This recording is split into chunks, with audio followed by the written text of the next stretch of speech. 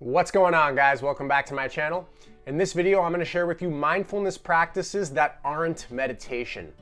Now, the reason I'm making this video is because I know that the degree to which you can be joyous in your life is going to match the degree to which you can be mindful and present in any given moment. And meditation, in my opinion, is the best way to build your capacity to be mindful and present in any given moment. But a lot of people have a lot of resistance to traditional meditation when I suggest it. That's something that I've noticed. People aren't very inclined to sit on a cushion for 10 to 20 minutes a day and just do nothing. Just be with themselves and observe the activity of their mind. Now, like I said, I think that is the best way to build your capacity to be mindful. Mindfulness is like, you have it's like a muscle. The same way that you train your biceps at the gym, you can train your mindfulness. The same way you train your ability to do something in a sport, like you train your skills in hockey, let's say. You can train your ability to be mindful just the same way. You have to go to practice. So you have hockey practice, well, you also have mindfulness practice. And if you want to get good at hockey, you got to go to hockey practice. If you want to get good at being mindful and develop your capacity to be fully present, aware, and mindful, well, then you have to practice. You have to set aside some intentional time to do that.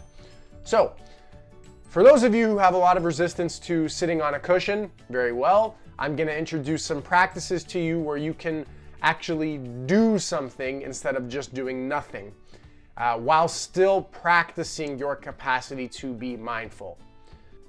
If you're somebody who does have a meditation practice and you just click this video because you want to see some more ways to practice your mindfulness, these can work in tandem with your meditation. I practice many of these, if not all of them, just some of them not as frequently as others, along with my meditation practice. So you can definitely go ahead and do that also. So I'll get right into it. I'll tell you what the practices are. So the first one of my favorite ones, something that I do every day, is cold water therapy.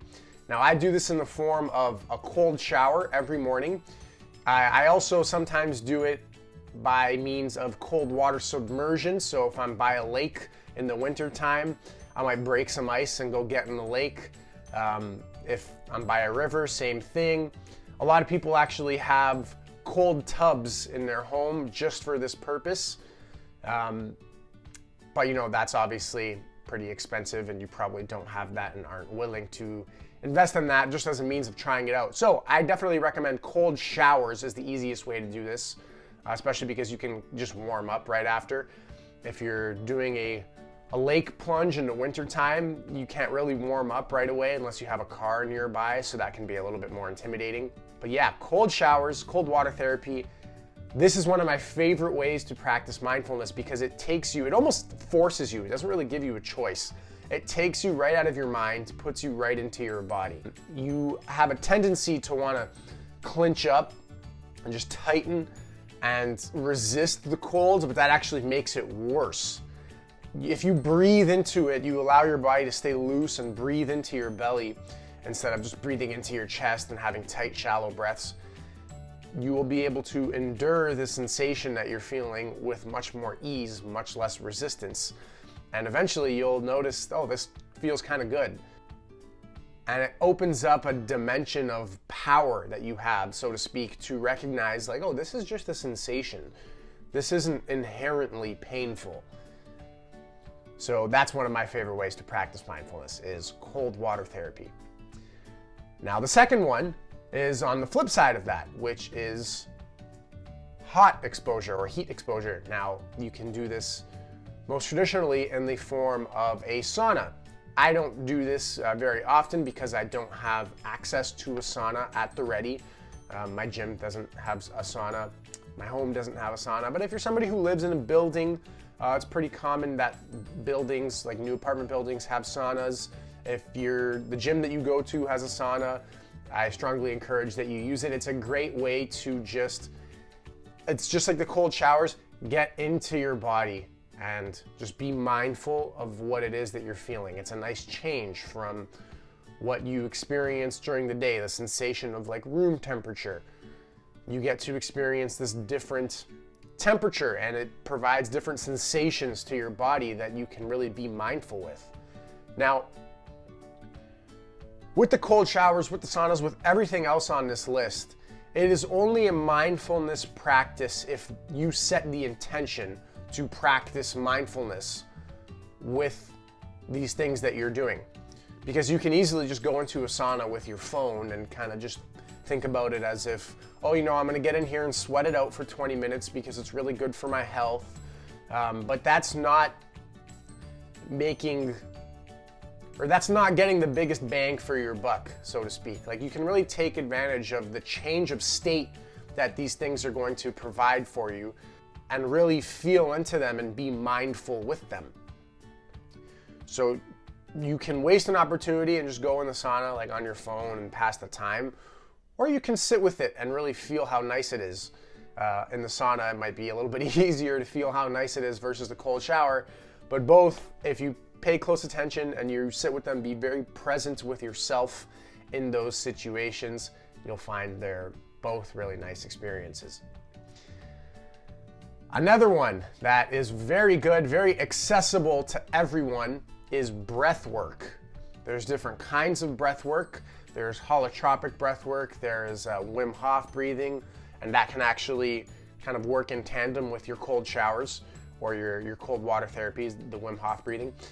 There's box breathing. There's all different kinds of breath work that you can do. And similarly to the cold showers and the saunas, they put you into your body, and you get to really pay attention and be mindful with the sensations that you're feeling. That's a common theme with all of these things on this list that I'm providing. The next one, walking in nature. Now, whether it's an open field or whether you're beside a river or whether you're submerged in a jungle or a forest, walking in nature is one of the most therapeutic things for us as human beings. Now, again, like I said, if you're walking in nature and you're just kind of on your phone or you're just stuck in your head, it's not going to serve you as a mindfulness practice. But if you use the intention of, I'm going to submerge myself in this nature and practice mindfulness, number one, you're going to have a much better time. You're going to be so much more grateful and in awe of everything that's around you, this miracle that is life. But you're also going to get to exercise your mindfulness muscle, as I said before. The next one, number 5, exercise. Now, whether you're going for a run or whether you're doing resistance training, exercise can be, again, a great way to get yourself out of your mind and get fully engaged with what it is that you're doing. And that is kind of the pinnacle of what a mindfulness practice is. It's being fully mindful, being fully engaged with what it is that you are doing. So connect to your body while you're exercising, and it will serve you as a mindfulness practice. I see so many people sitting on machines in the gym, literally on their phones while they're exercising. Like maybe they're doing their leg press and they're literally on their phone while they're doing their reps. And every time I see this, I think, wow, what a wasted opportunity that is to really connect to your body. Granted, being on the gym and being on your phone, I guess, is better than not being in the gym at all. But take full advantage of your exercise. This is probably something that most of you already do, so you might as well make it a mindfulness practice. Be fully engaged with your body as you're exercising, with your muscles. Feel the stretching and the contracting as it happens. And this is something I noticed with any mindfulness practice. Anytime you apply mindfulness to any area, you become so much more grateful for what it is that you're mindful of. So if you're being mindful while you're exercising, notice how much more grateful you become of your body and of your health. And this is going to be a great way to perpetuate better health, because your attention is focusing on how capable your body is and how healthy you are. And that's the way reality works. Where your attention goes, your energy flows. The next one, number 6, yoga.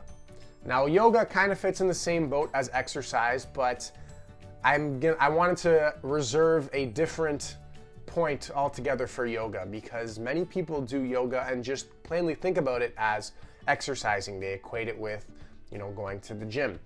But yoga, the origins of yoga are actually founded in mindfulness itself. So yoga's kind of gotten this Western adaptation now where it's kind of seen just as like a workout and it's not really mindful. But yoga is a great way to get in touch with your body, to get in touch with presence.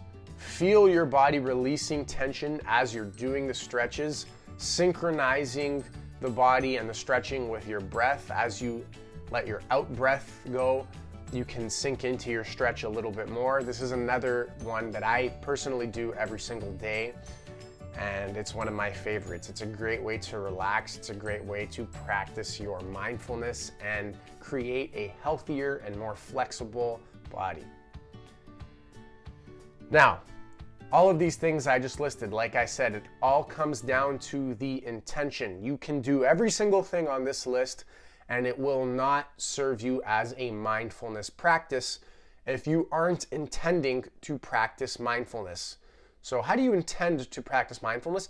Just set the intention of, I'm going to be connected to what it is that I am about to do. And then get into your body when you're doing any of these things on this list that I just mentioned. And just really be mindful of what it is that you're doing. So if you're at the gym and you're in between sets and you're changing the amount of weight that you're doing on the stack, you take the pin out, you put it in, just be mindful of the fact that you're doing that. It's okay, I'm going from 100 pounds on the leg extension to 115. I'm going to lift more weight. So think about what that entails. Just be mindful of what it is that you are doing. That's kind of what it comes down to. Less in the thoughts, less in the mind, more in the here and now, in the what it is that we are doing. So, with that being said, really, anything can be a mindfulness practice if you are setting the intention for it to be that way. And the idea behind meditation is really to live a more mindful life in general. And like I said at the beginning of the video, the capacity to which we can be mindful and be present will match the capacity to which we can experience joy and fulfillment in our life.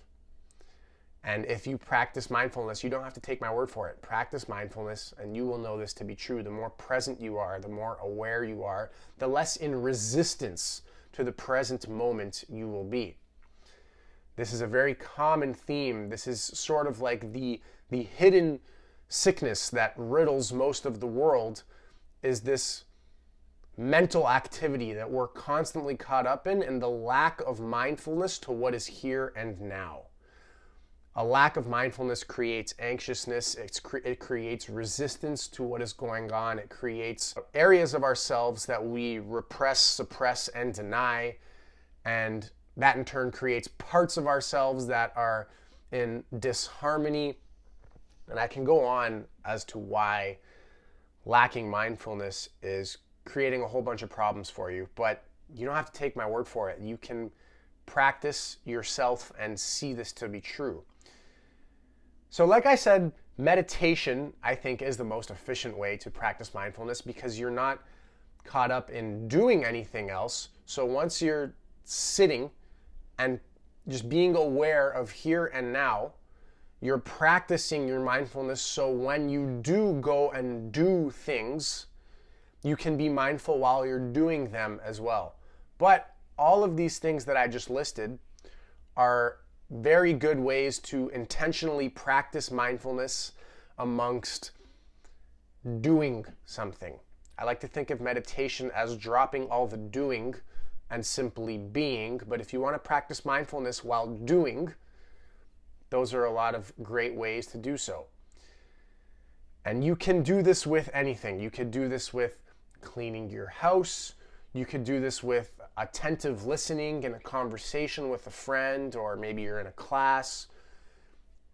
Really, there's no limitation to how far your mindfulness can go, and that is the intention of practicing mindfulness. It's so that you can have a more mindful existence in all aspects of your life. That's it for today, guys. If you enjoyed the video, be sure to give it a like and subscribe to my channel for more content like this. It helps my channel grow. I really appreciate it. Thanks for watching. Take care. Have a good one.